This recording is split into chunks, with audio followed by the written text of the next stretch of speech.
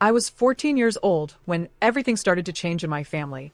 I was just beginning to hit that awkward stage of adolescence, grappling with the usual issues, schoolwork, figuring out who I was, trying to navigate my way through a world that felt both exciting and overwhelming. But one thing that was becoming increasingly apparent was the dysfunction within my family, especially the dynamic between my younger sister and me and the way our parents handled things. The tension started to escalate about a year before my parents' eventual divorce. Before that, my mom and dad had their share of arguments, but they were still together.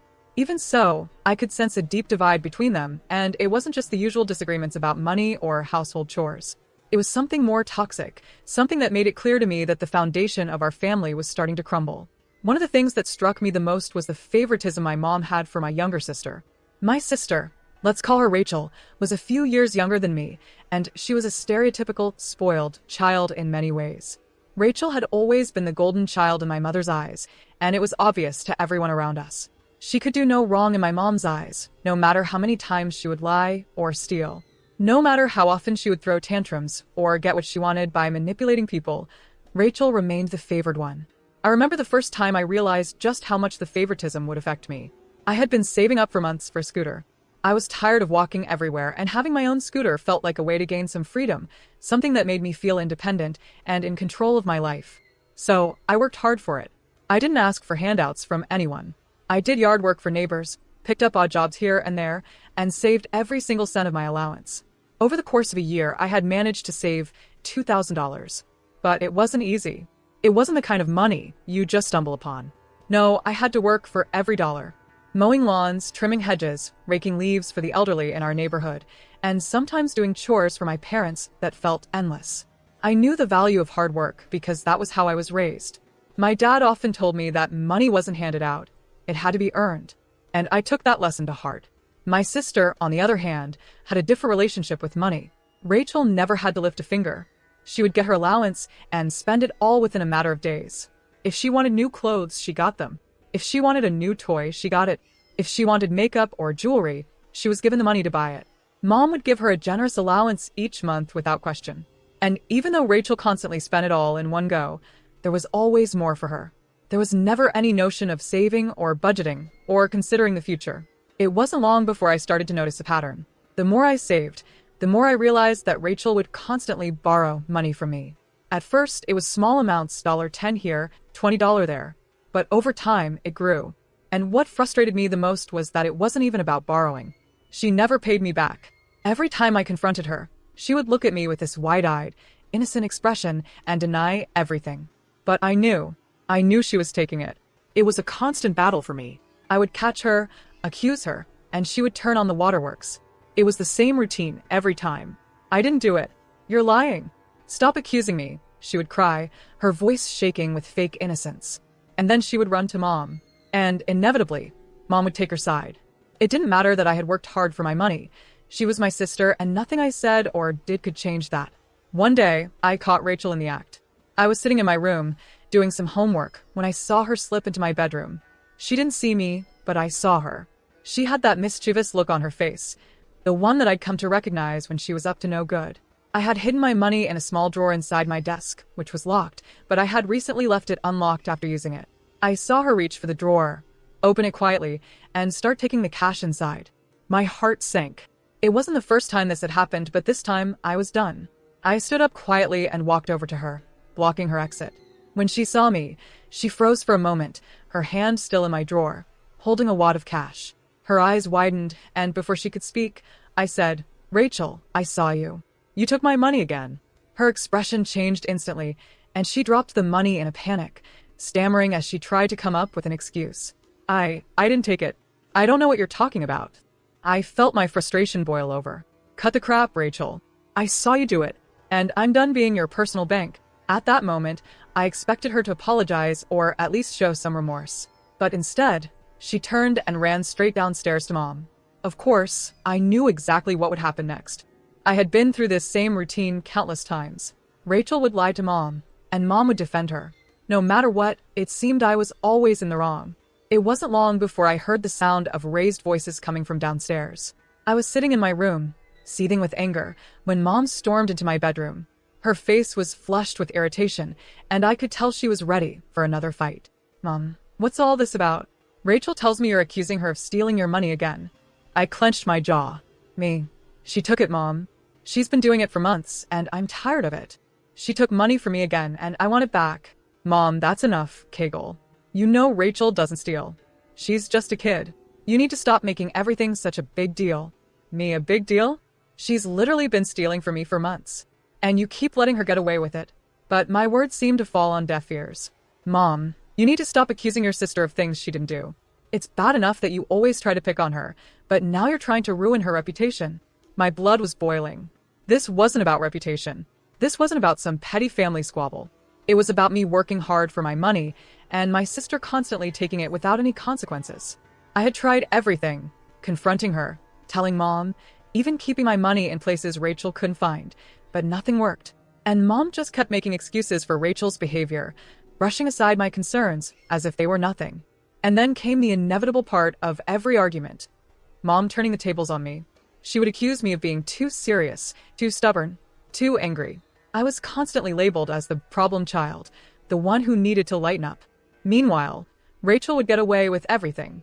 One day, after another incident of my sister taking money from me, I decided to do something about it. It wasn't enough to just confront her anymore. It wasn't enough to complain to Mom, because that would only get me more blame. I needed to take more drastic measures. I went to my dad, and I had a closer relationship than I did with Mom, but even he was starting to see the rift that was growing between me and Mom. I showed him the proof of what had been happening, the missing money, the lack of consequences for Rachel. At first, Dad was skeptical. He didn't want to believe that his daughter, his little princess, was stealing from me.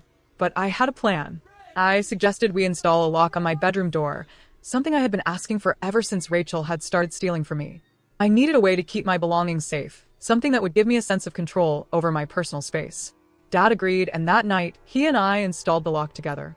It wasn't much, just a simple deadbolt with a wall-mounted lockbox that required a code to get the key, but it was enough to give me peace of mind. I remember how satisfied I felt when the lock clicked into place.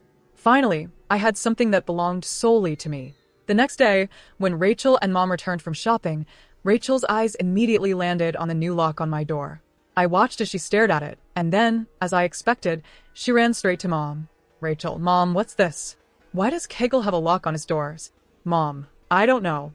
Maybe he's just trying to be dramatic. I could see the tension rise in Mom's face as she stormed upstairs to confront me. It wasn't long before she knocked on my door, her voice full of fury. Mom, what the hell is this, Kagle? Why do you have a lock on your door? You're acting like you're some kind of prisoner. I remained calm. Me, I'm not a prisoner, Mom. I just want some privacy, and I want to keep my things safe.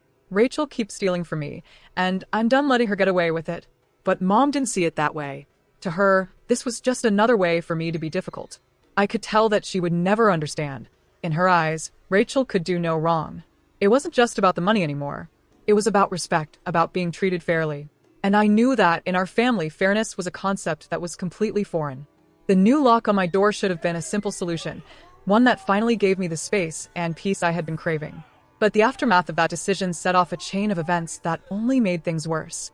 It was supposed to be a way to safeguard my belongings, to prevent my sister from taking what wasn't hers. But it became a symbol of everything that had been broken in our family. My mom's response was immediate and sharp. It was as if she couldn't understand why I needed such a thing. Why was I being so drastic? Didn't I know how untrusting it looked? Didn't I know how it made her look as a parent? I could hear her voice in my head, even now, accusing me of being unreasonable and overprotective of my things. But the truth was, I didn't feel unreasonable. In fact, it felt like the most reasonable thing I could do in the situation. The lock was a clear boundary. But boundaries were a concept that no one seemed to respect in our house. No one except me, it seemed, and the more I tried to establish them, the more I was met with resistance. After that night, things escalated. The arguments between Mom and me became more frequent, and the tension between my sister and I grew thicker than it had ever been before. I noticed that when it wasn't about money, the focus shifted to control. It wasn't just about my possessions anymore. It was about control over every little aspect of my life. My decisions, my privacy, my choices, they all felt scrutinized under a microscope. Rachel, too, was increasingly brazen in her behavior. With every incident where I confronted her about stealing, she became more defiant. In her eyes, I was just being dramatic. But in truth, her actions were becoming more manipulative. She had learned over the years how to get what she wanted, how to charm her way out of trouble. She had this uncanny ability to make everyone around her believe she was innocent, no matter how obvious the evidence was. I could see it in her eyes when she would stand in front of Mom, twisting the truth to fit her version of reality. She was always able to spin a web of lies that was so intricate, so carefully woven, that it was almost impossible to unravel. I could see the satisfaction in her face when Mom defended her, always taking Rachel's side no matter the circumstances. In those moments, I felt small and invisible, like I was being gaslit into questioning my own reality. My father, meanwhile, had grown quieter over the years. He wasn't as present as he used to be. It seemed like he was retreating more into his own world. I had hoped that he would be my ally, that he would see the injustice of it all and stand up for me. But the reality was different. He had grown increasingly distant from the drama at home, and I couldn't blame him entirely. He had his own frustrations to deal with. But I needed him now more than ever. And he was slipping further and further away from me. The family dinner table, once a place of comfort and connection, had become a battleground. The small talk, the forced smiles, it all felt so hollow. Rachel would sit there, carefree, while I would try to get a word in, only to be drowned out by her incessant chatter. It was like I was a ghost in my own home. The more I tried to speak up, the more I was silenced. And I could see the way Mom and Rachel would exchange looks, the way they seemed to bond over their shared perspective of me as the troublemaker. That's when I started withdrawing, emotionally and physically. I would spend hours in my room, buried in my books or my music, trying to escape the tension that hung in the air like a thick fog. I found solace in things that didn't involve my family, anything that could give me a sense of control or peace.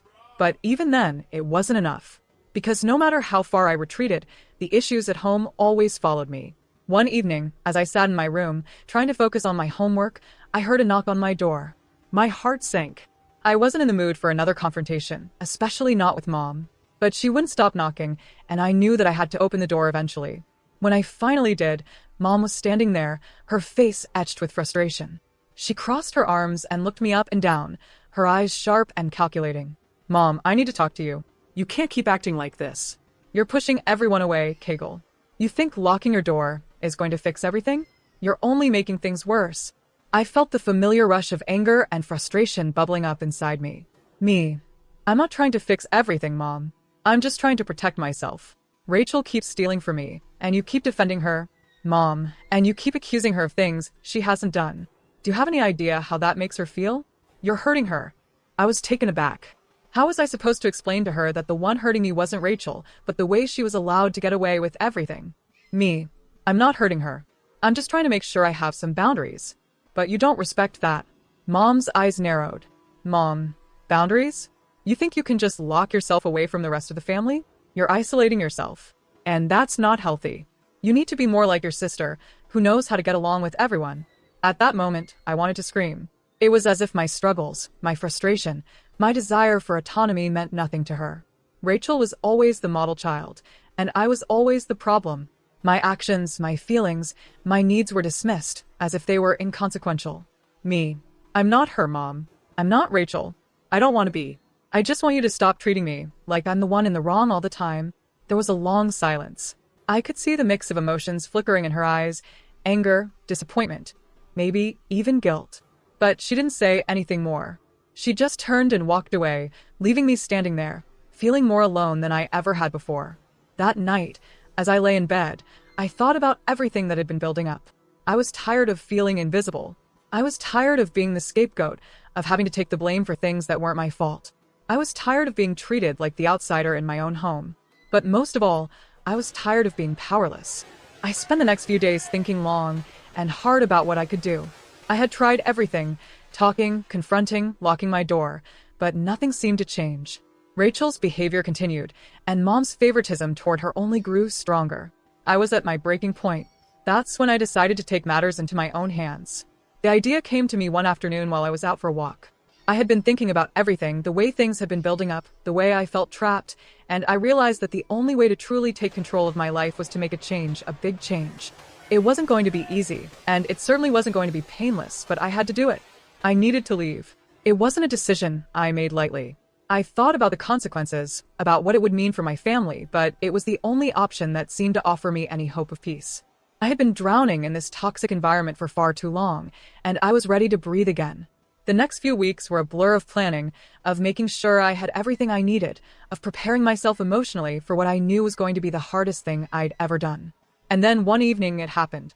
I packed a bag, took a deep breath, and walked out the door. Thank you for watching this video. Don't forget to subscribe and hit notification bell to stay updated.